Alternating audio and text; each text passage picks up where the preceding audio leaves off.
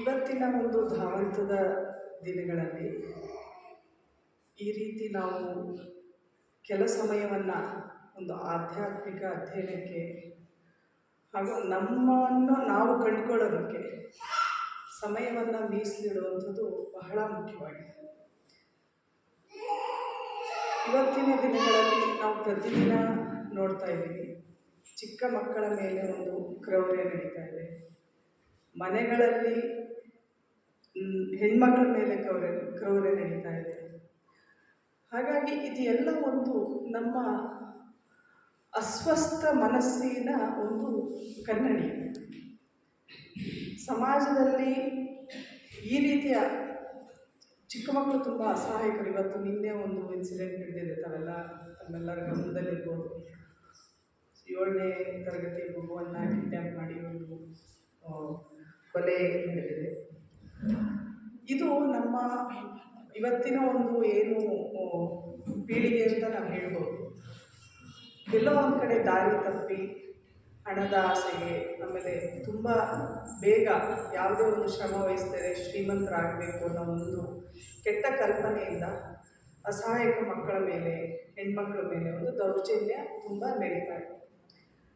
ಇದನ್ನು ನಾವು ನಿಲ್ಲಿಸಬೇಕು ಅಂದರೆ ಎಲ್ಲೋ ಒಂದು ಕಡೆ ನಾವು ಆಧ್ಯಾತ್ಮಿಕ ಒಂದು ಚಿಂತನೆಯಿಂದ ವಿಮುಖರಾಗ್ತಾ ಇರೋದ್ರಿಂದ ಈ ರೀತಿ ಸಮಾಜ ಒಂದು ಅಧಃಪತನಕ್ಕೆ ಇಳಿತದೆ. ಅದಕ್ಕೆ ನಾವೆಲ್ಲ ಏನು ಮಾಡಬೇಕು ಅಂದರೆ, ನಮ್ಮ ಮಕ್ಕಳು ಮತ್ತು ನಮ್ಮ ಸುತ್ತಮುತ್ತಲಿರುವಂಥ ಪ್ರತಿಯೊಬ್ಬರು ಇವತ್ತಿನ ಏನು ಪೀಳಿಗೆ ಇದೆಯಲ್ಲ, ಅವರಿಗೆ ನಾವು ಆಧ್ಯಾತ್ಮಿಕ ಚಿಂತನೆಯನ್ನು ಒಂದು ರೂಢಿಸಿಕೊಡೋದು ಬಹಳ ಮುಖ್ಯ ಆಗಿದೆ. ಇವತ್ತು ನಾವೇನಾಗಿದೆ, ನಾವು ತಾಯಂದಿರು ಬೆಳಗ್ಗೆ ಎದ್ದು ನಮ್ಮ ಮಕ್ಕಳನ್ನ ಎಷ್ಟು ಜನರಿಗೆ ನಾವು ಅವ್ರ ಜೊತೆ ಕೂತ್ಕೊಂಡು ನಾವು ಶಿವಪೂಜೆಯನ್ನು ಮಾಡ್ತೀವಿ? ಯಾರು ಮಾಡ್ತಾರೆ? ಎಲ್ಲ ಒಂದು ಕಡೆ ನಾವು ಬೇರೆಯವ್ರ ಕಡೆ, ಅದನ್ನೇ ನಾನು ಹೇಳಿದ್ದು, ಎನ್ನ ನುಡಿ ಬೇರೆ, ಎನ್ನ ನಡೆ ಬೇರೆ. ನುಡಿ ಮತ್ತು ನಡೆ ಒಂದಾದಾಗ ಮಾತ್ರ ನಾವು ಮಾಡುವಂಥ ಎಲ್ಲ ಚಿಂತನೆಗೆ ಒಂದು ಅರ್ಥ ಇದೆ. ಹಾಗಾಗಿ ನಾವು ಇವತ್ತು ಏನು ಮಾಡಬಹುದು ಅಂದರೆ, ಇವತ್ತು ನಮಗೆ ಬೇರೆ ರೀತಿಯ ಎಲ್ಲ ಸೌಕರ್ಯಗಳು ಸಿಕ್ಕಿದೆ. ಇವತ್ತು ಮಿಕ್ಸಿ ಇದೆ. ನಾವೇನು ಹಿಂದಿನ ಕಾಲದ ಥರ ಏನಂದರೆ ಒರಳ್ಕಲ್ಲಲ್ಲಿ ಹಿಟ್ಟು ನುಗ್ಗುವಂಥ ಒಂದು ಪರಿಸ್ಥಿತಿ ಇಲ್ಲ.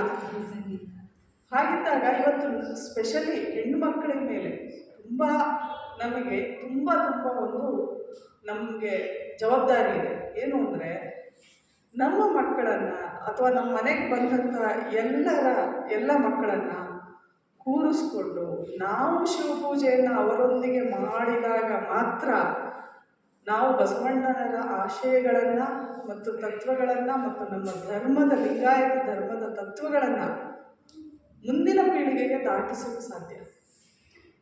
ಈ ನಿಟ್ಟಿನಲ್ಲಿ ನಾವೆಲ್ಲರೂ ಆಲೋಚನೆ ಮಾಡಬೇಕು.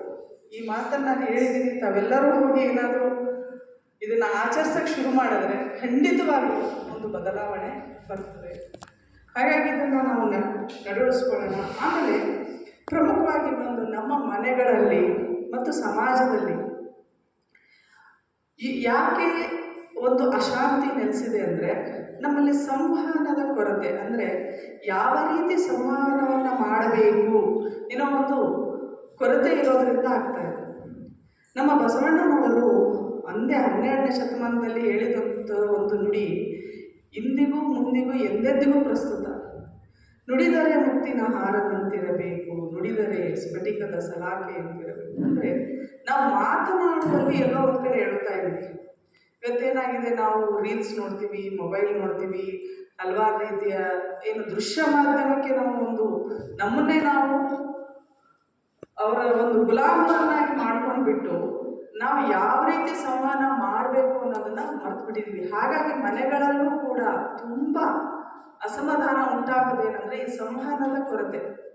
ನಾನು ಮುಂದೆ ಯಾವಾಗಲೂ ಒಂದ್ಸರಿ ಅವಕಾಶ ಸಿಕ್ಕರೆ ಬಂದರೆ ಚಿಕ್ಕ ಒಂದು ಎಕ್ಸ್ಪೆರಿಮೆಂಟ್ ಮಾಡಿ ತೋರಿಸ್ತೀನಿ, ಸಂವಹನ ಹೇಗೆ ಕಟ್ಟಾಗುತ್ತೆ, ಸಂವಹನದ ಕೊರತೆ. ಮತ್ತು ನಾವು ಇಂಗ್ಲೀಷಲ್ಲಿ ಒಂದು ಗಾದೆ ಇದೆ, ಏನಂದರೆ 90% ಈಸ್ ಓನ್ಲಿ ನಮ್ಮ ಬಾಡಿ ಲ್ಯಾಂಗ್ವೇಜ್, ಇನ್ನು 10% ಮಾತ್ರ ನಾವು ಏನು ಹೇಳ್ತೀವಿ ಅನ್ನೋದು ಮುಖ್ಯ ಆಗುತ್ತೆ. ಅಂದರೆ ಯಾವುದೇ ಒಬ್ಬ ವ್ಯಕ್ತಿಯ ಜೊತೆಗೆ, ಅಂದರೆ ನಮ್ಮ ಮನೇಲಿರ್ಬೋದು, ಹೊರಗಿನ ವ್ಯಕ್ತಿಯ ಜೊತೆಗಿರ್ಬೋದು, ನಾವು ಮಾತನಾಡುವಾಗ ನಮ್ಮ ಸಂವಹನದಲ್ಲಿ ನಾವು ಬಾಡಿ ಲ್ಯಾಂಗ್ವೇಜ್, ನಮ್ಮ ಒಂದು ಹೇಳುವ ರೀತಿ, ಈಗ ಎಷ್ಟೋ ಸರಿ ಮನೇಲಿ ಏನೋ ಹೇಳಬೇಕು ಅಂತಿರ್ತಾರೆ, ಅದು ಇನ್ನೇನೋ ಅರ್ಥ ಆಗುತ್ತೆ, ಅದು ಮನೆಯಲ್ಲಿ ಅಶಾಂತಿಯನ್ನು ಮೂಡಿಸುತ್ತೆ. ಹಾಗಾಗಿ ಆ ಒಂದು ನಿಟ್ಟಿನಲ್ಲಿ ನಾವು ಗಮನ ಹರಿಸಿದ್ರೆ ತುಂಬ ಶಾಂತಿಯುತವಾಗಿ ಮತ್ತು ಸೌಹಾರ್ದಯುತವಾಗಿ ಮನೆ ಮತ್ತು ಸಮಾಜದಲ್ಲಿ ನಾವು ಜೀವನವನ್ನು ನಡೆಸ್ಬೋದು ಅಂತ ಹೇಳ್ತಾ, ತಮಗೆಲ್ಲರಿಗೂ ಬಸವಣ್ಣನವರ ಒಂದು ಕೃಪೆ ಇರಲಿ, ಅವರ ಒಂದು ಆದರ್ಶಗಳು, ಅವರು ಹೇಳಿದಂತಹ ನುಡಿಗಳು ನಮ್ಮ ಪ್ರತಿದಿನ ನಮಗೆ ಒಂದು ನಮ್ಮ ಜೀವನಕ್ಕೆ, ನಮ್ಮ ಪ್ರತಿನಿತ್ಯ ನಮ್ಮ ದಿನನಿತ್ಯದ ಕೆಲಸಗಳಿಗೆ ದಾರಿದೀಪ ಆಗಲಿ ಅಂತೆಲ್ಲ ಹೇಳ್ತಾ ತಮಗೆಲ್ಲರಿಗೂ ಶುಭ ಹಾರೈಸಿದೆ. ನನ್ನ ಮಾತನ್ನು ಮುಗಿಸ್ತೇನೆ. ಅವಕಾಶ ಮಾಡಿಕೊಟ್ಟಂಥ ಅಕ್ಕವ್ರಿಗೂ ಧನ್ಯವಾದಗಳನ್ನು ಹೇಳ್ತಾ ಎಲ್ಲರಿಗೂ ಶರಣ.